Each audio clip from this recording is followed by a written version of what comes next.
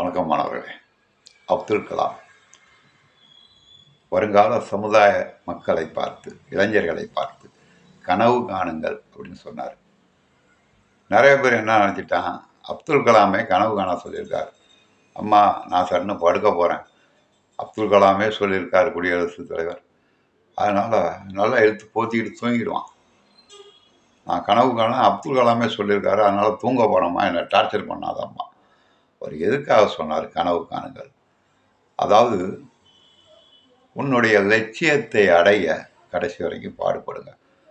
நினச்சி அந்த சிந்தனை பண்ணி அந்த லட்சியத்தை அடைவதற்கான முயற்சியை மேற்கொள்ளுங்கள். புரியுங்களா? வாழ்க்கையில் உயர்வது தான் வாழ்க்கை. தன்னைத்தானே உயர்த்தி வாழ்வது வாழ்க்கை, தாழ்ந்து போவதும் வாழ்க்கை. அவ்வாறு தாழ்ந்து போகாமல் உயர்த்திக்கொள், உன் சிந்தனையை வளர்த்துக்கொள். அதற்கு கனவு காண். கனவு காணா ராத்திரியில் படுத்து தூங்குறது கிடையாது. உன்னுடைய சிந்தனை மேலோங்கி நல்லியல்புகள் வளர்ந்து அதனால் நீ வாழ்க்கையில் முன்னுக்கு வரணும். அதனால தான் கனவு காணுங்கன்னு சொன்னார். ரோட்டு ஓரமாக ஒரு கோழிக்கறி கடை. ஏன்னா இந்த கோழிக்கறி கடையில் கோழியெல்லாம் நைட்டில் படுத்து பேசிகிட்டு இருக்குமா. என்ன பேசிகிட்டு இருக்கோம்? இந்த ரோட்டில் போகிறவன் சைக்கிளை பார்த்து இவன் மாதிரி நம்மளும் சைக்கிள் ஓட்டணும் அப்படின்னு நினச்சிக்கிட்டு இருக்குமா. இன்னொரு கோழி, நீ என்ன ரோட்டில் ஒருத்தன் என்ஃபீல்டு புல்லட்டில் போகிறான், அந்த மாதிரி நான் போகணும் அப்படின்னு பேசிகிட்டு இருக்குமா. இன்னொரு கோழி, நீங்கள்லாம் என்ன வண்டியில் போகிறீங்க, கார் ஒருத்தன் ஓட்டிகிட்டு போகிறான், அது மாதிரி நானும் காரில் ஓட்ட போகிறேன் பாரு நாளைக்கு அப்படின்னு பேசிட்டுமா. காலையில் கோழிக்கறிக்காரன் ஒவ்வொரு கோழியாக எடுத்து வச்சு வெட்டி போவான், தலையை விற்றுப்பான். ஆனால் அதுகளுக்கு சிந்தனை பண்ணக்கூடிய அறிவு கிடையாது.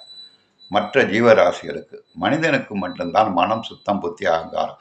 சுத்தங்கிறது மெமரி பண்ணக்கூடிய விஷயம். ஒரு செயலை செய்வதற்கு மனசில் மெமரி பண்ணி அதன்படி செயல்படுவான்.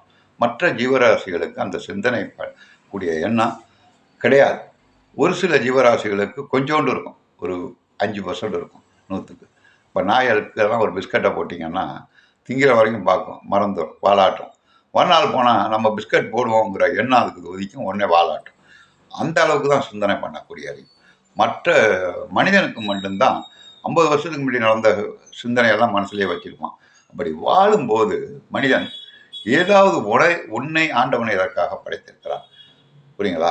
அதை சிந்தனை பண்ணி அதன்படி உன் லட்சியத்தோடு வாழ வேண்டும். அதற்கு நீ கனவு காண வேண்டும். இதைத்தான் அப்துல் கலாம் அவர்கள் சொன்னார்கள். நிறைய பேர் என்ன பண்ணுறான், நல்லா இழுத்து முடிக்கிட்டு அப்துல் கலாமே கனவு காண சொல்லிட்டு இருக்காரு படுத்துக்கிட்டு. இவன் எங்கேயோ கனவு கண்டுக்கிட்டு இருக்கான் மனுஷன். இப்படி வாழலாமா அப்படி வாழலாமான்னு கற்பனையிலே. அது அந்த கனவை அவர் சொல்லலை, நான் சொல்ல. புரியுங்களா? வாழ்க்கையில் உன்னுடைய லட்சியம் என்னவென்று நினைத்து அது